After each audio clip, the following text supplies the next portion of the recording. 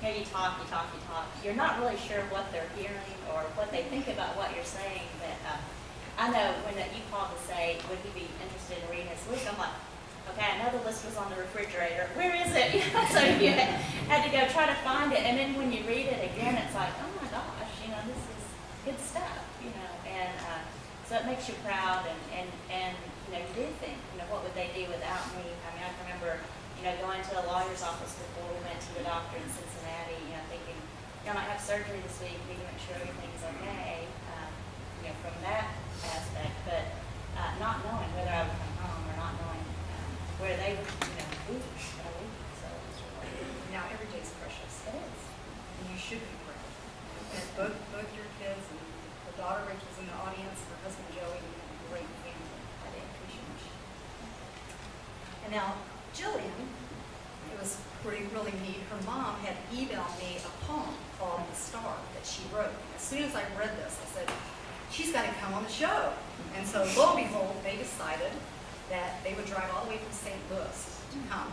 So Jillian is going to share her poem. And again, an idea that somebody 11 years old can think that far ahead. When you wake up, when you're 50, don't you want to be able to say, I pushed myself as hard as I could. I am proud of who I was and who I am. I was kind and helpful to everyone around me. I can do anything in my life because I reached for the stars, and one day I was tall enough to touch them. Is that impressive?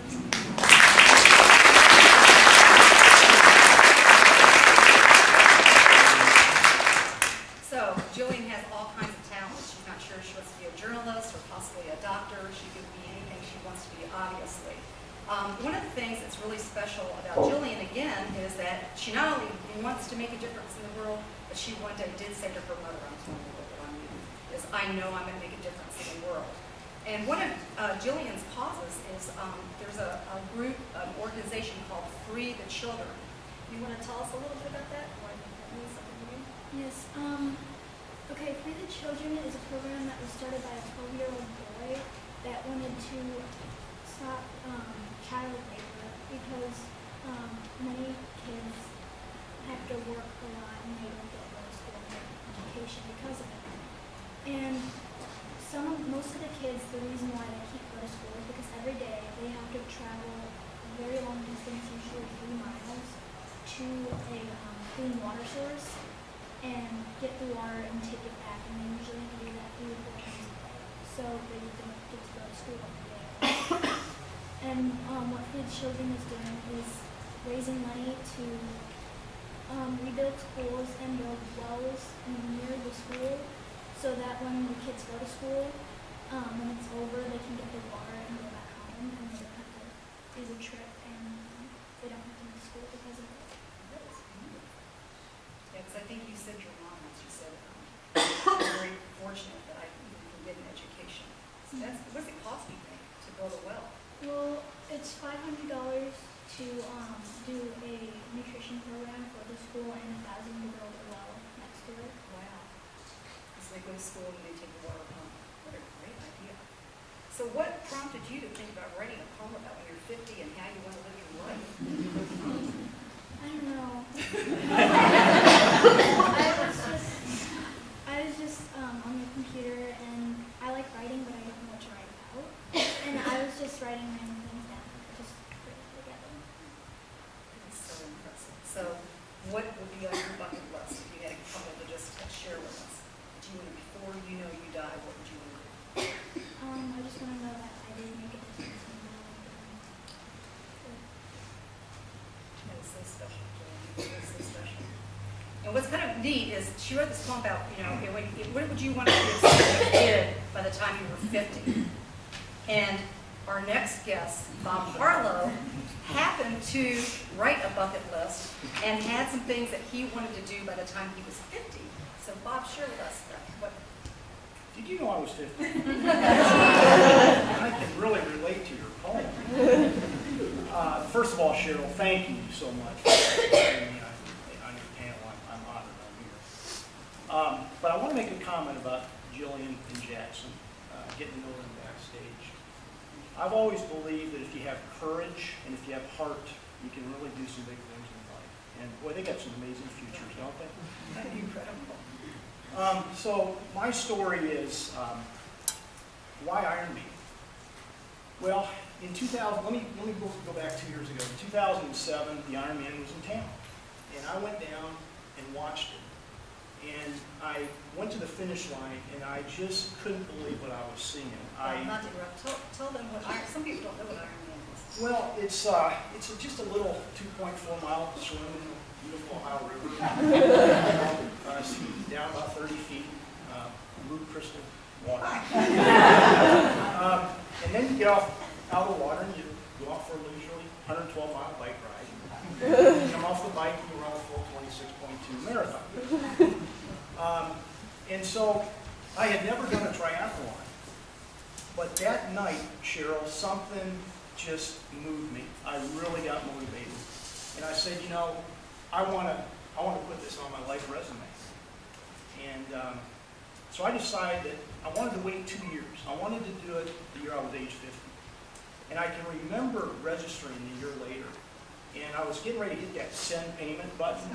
And it hit me. I'm an Ironman contestant, athlete for 2009 World Ironman. And I thought to myself, Bob, what have you got yourself into? Because you know I had one little minor issue. Yeah, I wanted you to share with the audience what that one minor issue is. I couldn't swim. And I see one of my training partners, we had about 10 of us, and I see Susan up here, and she knows I just struggled with swimming. I took lessons for 5 months at Mary T. in Lakeside. And it's entirely different open water than it is in the pool, where you get tired, you just stand up at the bottom of the pool. And I'm a pretty decent runner. I thought, you know, I'm in good shape. I can do this. 25 meters, exhausted. Heart rate doing 190, had to stop. I have more appreciation for the swimmers. And so I just stuck with it. And I finally learned how to kind of relax and breathe. And Susan will chuckle a little bit. Our group would swim at a rock quarry because you had to really do some open water swimming. And I remember one night, I was always the last one. And I remember one night I jumped in, I'm getting ready, and I kind of put my head in the water, and about 2 inches from my goggles is this huge carp. Just straight up.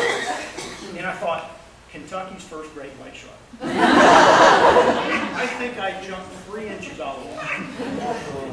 And, but you know what? About 30 minutes later, I gained my composure, and we would swim 75 yards to each buoy. And that night, I kept my head in the water, didn't pop up like a turtle, and that was my aha. And I knew from that point forward I could tackle the swimming. One advantage of being a slow swimmer in Ironman, if you can imagine 2,800 bikes and bike racks, when you come out of the water at the very end like me, it's really easy to find your bike.